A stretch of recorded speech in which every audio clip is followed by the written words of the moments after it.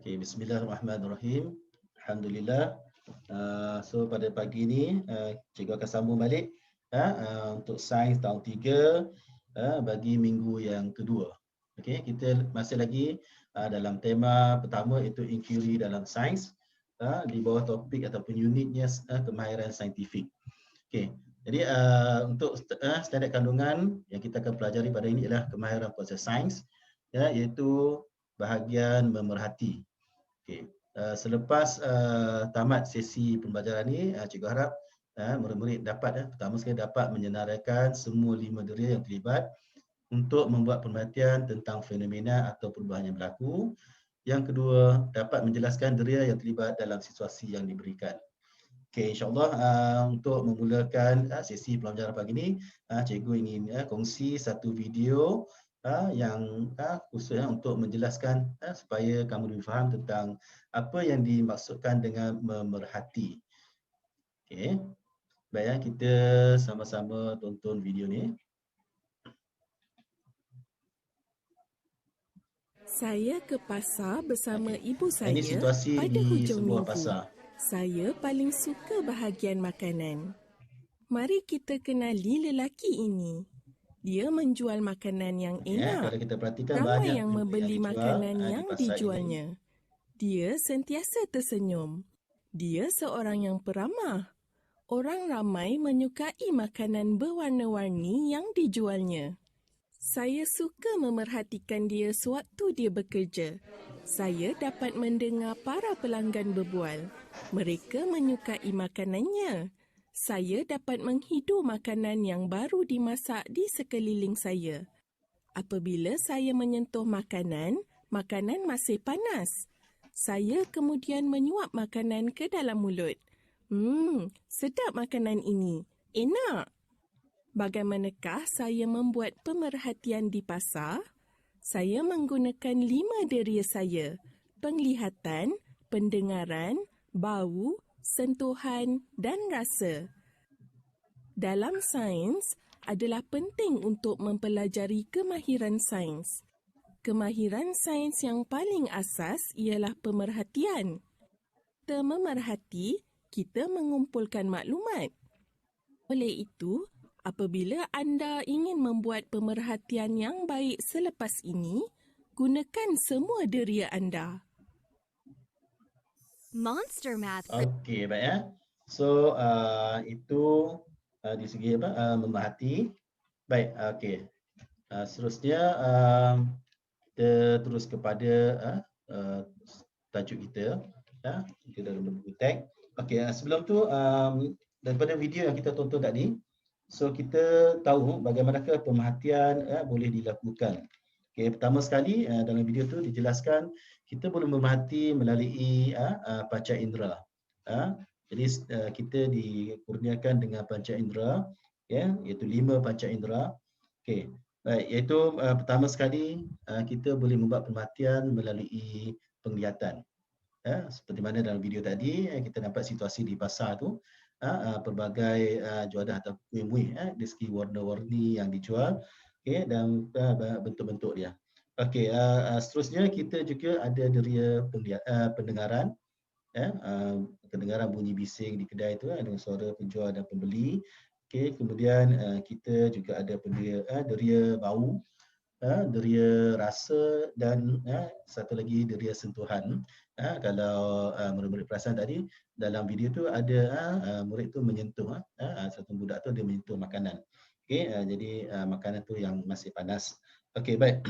Jadi semua 5 deria tadi, 5 deria yang terlibat itu untuk membuat perhatian di mana kita dibantu oleh organ. Sebenarnya ada situasi di mana macam tahun lepas murid-murid bertukar bila kita kemukakan soalan, nanti jawapan yang cikgu dapat tu ada sikit perbezaan antara organ deria dengan deria.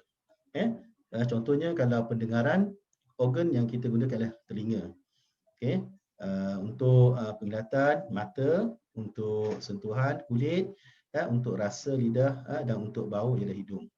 So cikgu harap untuk tahun ni murid tahun 3 so kita dapat bezakan yang mana dikatakan deria dan yang mana yang dimaksudkan dengan organ. Okey, baik. Seterusnya kita beralih pada buku teks. Okey, buku teks itu muka surat 2. Di buku teks kamu adalah muka surat 2, di bawah tajuk memerhati.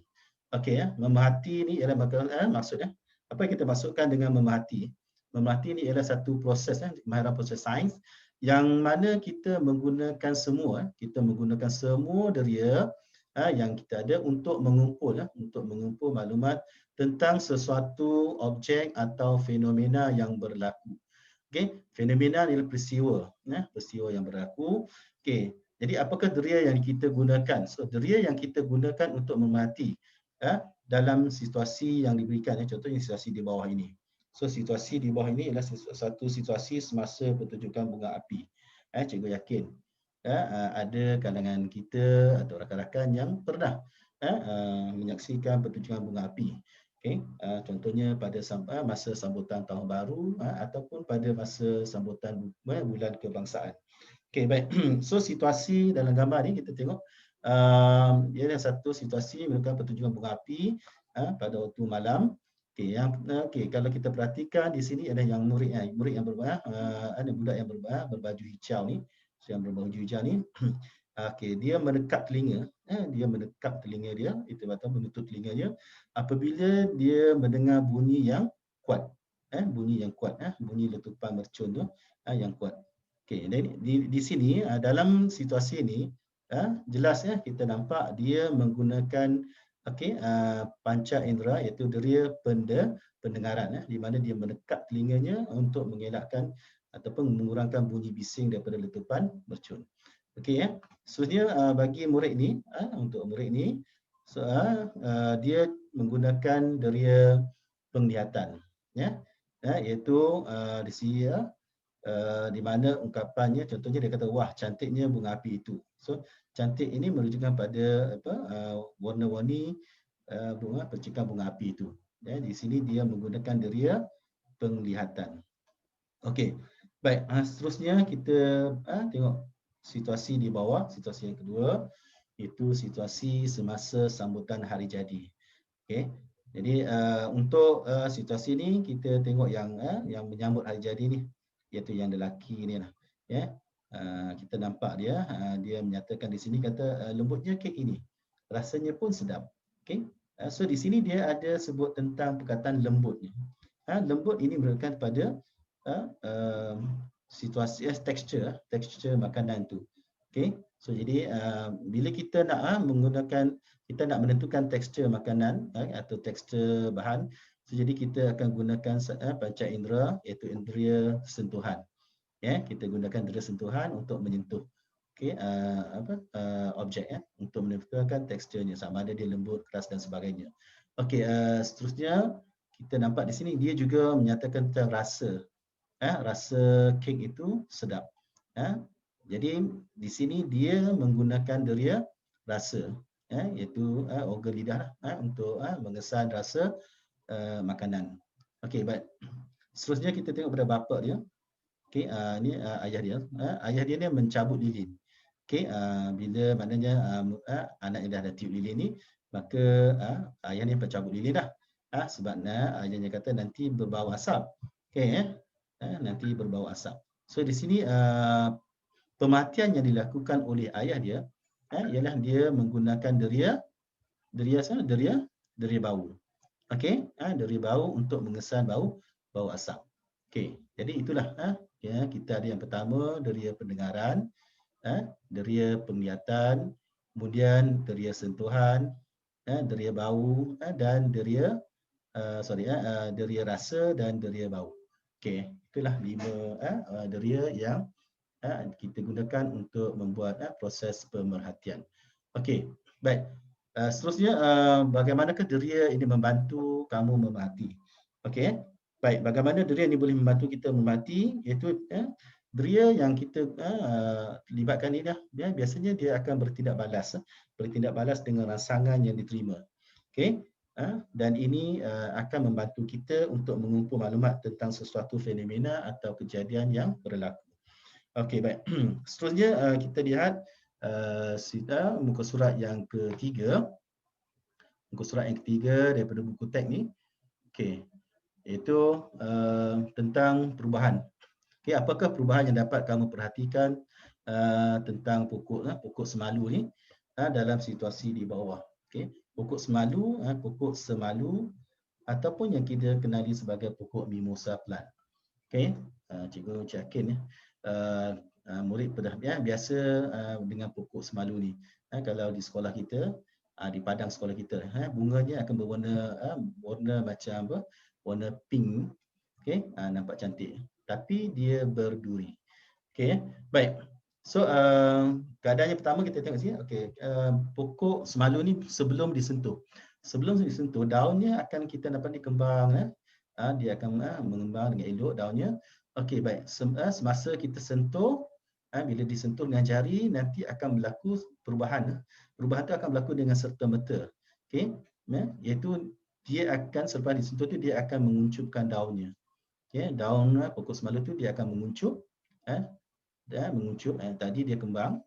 Sekarang dia menguncup. Okey, baik. Dan ini ialah tindak badan ni berlaku dengan mana terus berlaku secara spontan. Okey, ada tujuan dia. Kalau kita perhatikan apa tujuan sebenarnya pokok mimosa ni ataupun pokok semalu ni menguncupkan daunnya. So dari segi sains, pokok ni menutup daunnya, dia menguncupkan daunnya apabila sentuh ialah untuk mengelakkan diri daripada musuh. Sebab nanti bila daun dikuncupkan nanti akan ada duri. Akan duri yang terdedah nanti mana boleh mengelakkan daripada musuh. Okey, baik. Seterusnya kita pergi kepada aktiviti ria. Okey. Dalam buku teks sains, hampir keseluruhan topik mempunyai aktiviti ria. Okey. Aktiviti ria ni biasanya kalau dalam situasi normal dan situasi bersemuka, biasanya cikgu akan adakan eksperimen mudahlah, eksperimen sebab kita di sekolah insya-Allah kita ada bilik sains dan kita boleh lakukan eksperimen tu di bilik sains.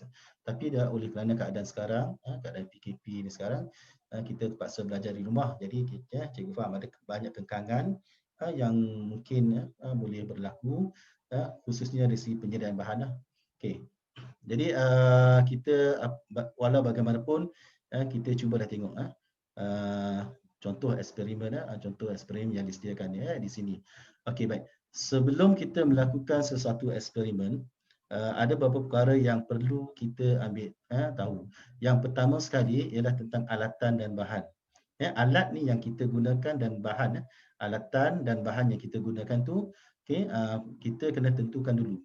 Contoh di sini, dia disenaraikan sini penutup mata dan kotak. Penutup mata dan kotak ni merupakan alat.